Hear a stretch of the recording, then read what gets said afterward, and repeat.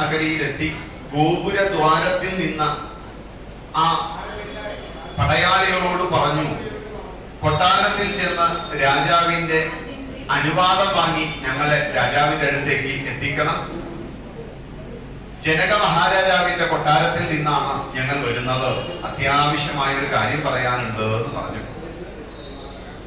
ഈ ദൂതന്മാരെ ദശരഥ മഹാരാജാവിന്റെ സമീപത്ത് എത്തിച്ചു. ദൂതന്മാർ പറഞ്ഞു, അല്ലയോ മഹാരാജാവേ, മിഥിലാധിപതിയായ, ആ വാക്കൊന്ന് പഠിക്കണേ,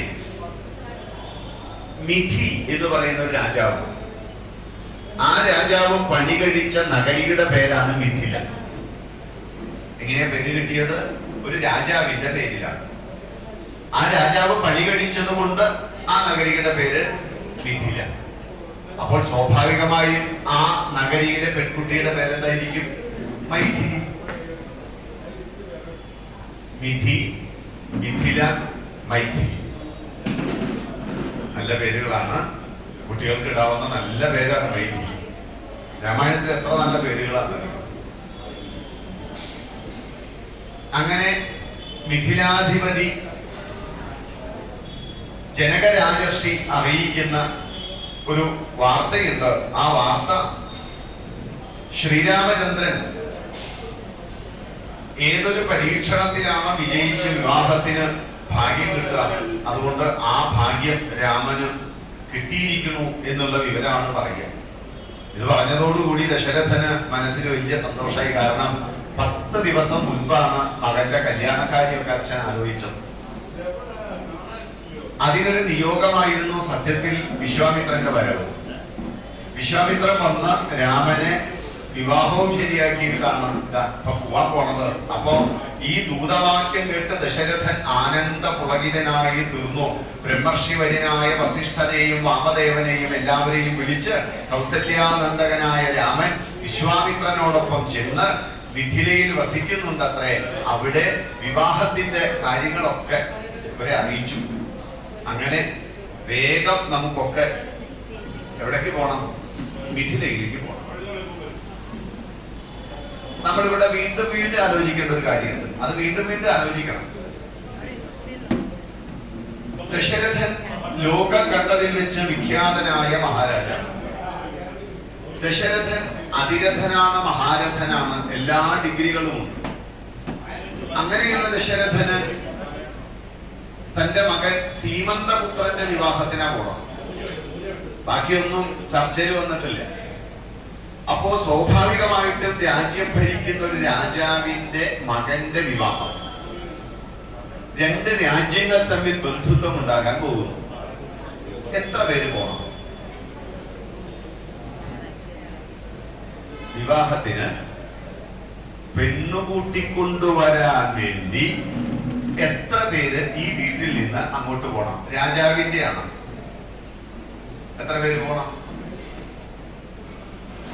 കുറച്ചധികം പേര് പോണം എന്തായാലും.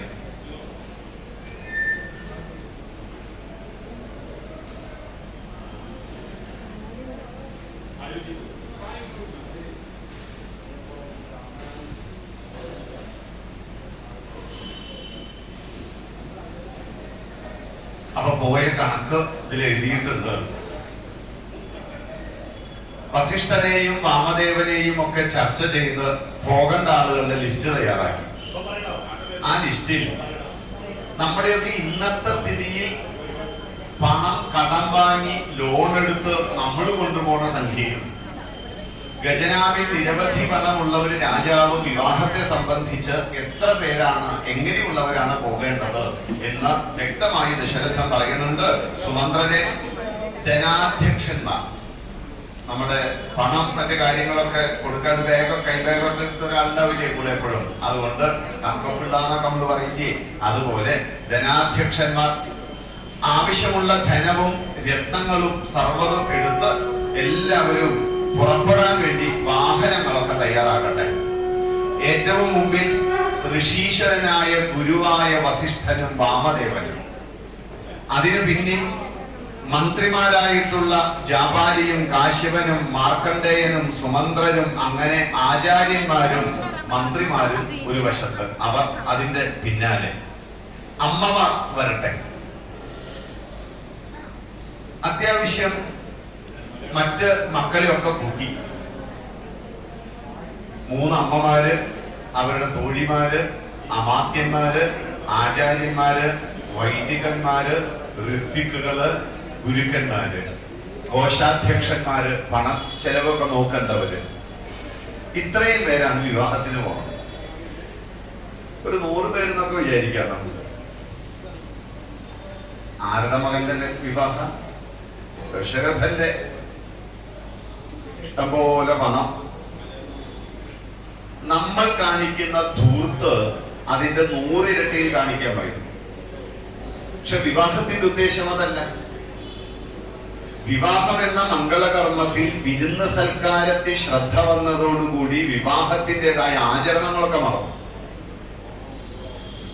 വസ്ത്രവും ആഭരണങ്ങളും സൽക്കാരങ്ങളും ഭക്ഷണവും ആട്ടവും പാട്ടും കൊട്ടും ഒക്കെയായി വിവാഹം അതിന്റെ തനിമ മറന്നു. അപ്പിയറൻസിൽ അഭിരമിച്ചു. വാല്യൂസ്, മൂല്യങ്ങളോ മറന്നു. 5000 പേരെ വിളിക്കുന്നതായി അഭിമാനം. ഇതായിരുന്നില്ല നമ്മുടെ വിവാഹ സങ്കല്പം. ഒരു രാജാവ് പോകുമ്പോൾ അംഗരക്ഷകർ വേണം. അതുകൊണ്ട് ചതുരംഗപ്പടയെ ഒക്കെ കൂട്ടിക്കൊണ്ട് 4 ദിവസം കൊണ്ട് മിഥിലയിലേക്ക് എത്തിച്ചു. ഇപ്പൊ 4, 3, 7 ദിവസം കഴിഞ്ഞ് 3 ദിവസം ദൂതന്മാര് വരാൻ ഇവിടെ നിന്ന് എല്ലാം ഒരുക്കി 4 ദിവസം. അപ്പൊ അവിടെ കുഞ്ഞുങ്ങള് വിവാഹത്തിന്റെ ആ തീരുമാനമൊക്കെ ആയി. പെണ്ണ് കണ്ടിഷ്ടായി. ഇനി വീട്ടുകാർ വന്നത് ഉറപ്പിക്കണമല്ലോ. ഉറപ്പിക്കാൻ വേണ്ടിയിട്ട് ജനക മഹാരാജാവിന്റെ കൊട്ടാരത്തിലേക്ക് മിഥിലയിലേക്ക് വന്നു ചേർന്നു. വന്നു ചേർന്ന ഉടനെ ദശരഥനെ മിഥിലാധിപതി വിളിക്കുകയാണ്. പുരുഷശ്രേഷ്ഠനായ ഹേ ദശരഥ മഹാരാജാവേ, അങ്ങേക്ക് സ്വാഗതം. എന്റെ ഭാഗ്യത്താലാണ് അങ്ങിപ്പോൾ ഇവിടെ വന്നത്. അങ്ങയുടെ പുത്രന്മാരുടെ വീര്യം കണ്ട് അത്ഭുതപ്പെട്ട് നിൽക്കുകയാണ് ഞാൻ. അതുകൊണ്ട് ദേവന്മാർക്ക് ദേവേന്ദ്രനെ പോലെ അങ്ങ് ഞങ്ങൾക്ക് എല്ലാവർക്കും പ്രിയപ്പെട്ട ഒരാളാണ്. അതുകൊണ്ട് നമുക്ക് എല്ലാവർക്കും കൂടി ഈ പരമ്പരകളെ ഒന്നാക്കാം. നാളെ യജ്ഞം പൂർണ്ണമാവുകയാണ്. യജ്ഞം നടത്തിക്കൊണ്ടിരിക്കുകയായിരുന്നല്ലോ. അങ്ങനെ യജ്ഞം പൂർത്തിയാക്കുകയാണ്. അതുകൊണ്ട് സമാപനത്തിൽ ഈ ഋഷീശ്വരന്മാരുടെ എല്ലാവരുടെയും അനുവാദത്തോടു കൂടി നമുക്ക് കുട്ടികളുടെ വിവാഹങ്ങൾ നടത്തിയാലും. വിവാഹത്തിന്റെ പരിസമാപ്തി എന്ന് പറയുന്നത് ഒരു യജ്ഞത്തിന്റെ പരിസമാപ്തിയാണ്. അതുകൊണ്ടാണ് നമ്മുടെ വീടുകളിലൊക്കെ വിവാഹത്തിന് മുന്നേ ഹോമം നിർബന്ധം. അഗ്നി കൊളുത്തി ഹോമം ചെയ്ത് വേണം എപ്പോഴും വിവാഹം. ഉണ്ടോ? ഉണ്ണും ഉമ്മല് മാത്രമേ ഉള്ളൂ. അങ്ങനെ അഗ്നി കൊളുത്തി ശരിക്കും വിവാഹം കാണുകയാണെങ്കിൽ എല്ലാവരും പോയി കാണേണ്ട വിവാഹം നമ്പൂതിരി കുലത്തിലെ വിവാഹമാണ്. അതാണ് വിവാഹം. 4 ദിവസം 4 ദിവസം പൂജാതി കാര്യങ്ങളെല്ലാം, എത്ര തരത്തിലുള്ള പൂജകൾ. ഇതെല്ലാം കഴിഞ്ഞ് മന്ത്രങ്ങളുടെ ഉദ്ഘോഷം. ഈ മന്ത്രങ്ങൾ ഓരോ മന്ത്രങ്ങളുടെയും അർത്ഥം പറഞ്ഞു കൊടുക്കും. ഒരു പെൺകുട്ടിയും ആൺകുട്ടിയും തപം ചെയ്ത് ജീവിതത്തെ സാഫല്യത്തിൽ എത്തിക്കുവാൻ എന്തൊക്കെ മൂല്യങ്ങൾ വേണോ ആ മൂല്യങ്ങളൊക്കെ മന്ത്രരൂപത്തിൽ ഓതും. അത് കഴിഞ്ഞാൽ അഗ്നികുണ്ഡത്തിന്റെ അവിടേക്ക് യജ്ഞകുണ്ഡത്തിലേക്ക് സപ്തപതി ഓരോ ലോകങ്ങളെയും വിജയിച്ച് അവരങ്ങനെ ഒന്നായി കറങ്ങി അവൻ കറക്കും. അല്ലേ? വീട്ടിലെ മുതിർന്ന ആളാ, 90 വയസ്സ്. കൈ പിടിച്ചു കൊടുക്കണം, കുട്ടികളെ ഒന്ന് കറക്കണം. ഞാൻ കറങ്ങിയിട്ടില്ലല്ലോ. കറങ്ങിയവനാ കറക്കുക.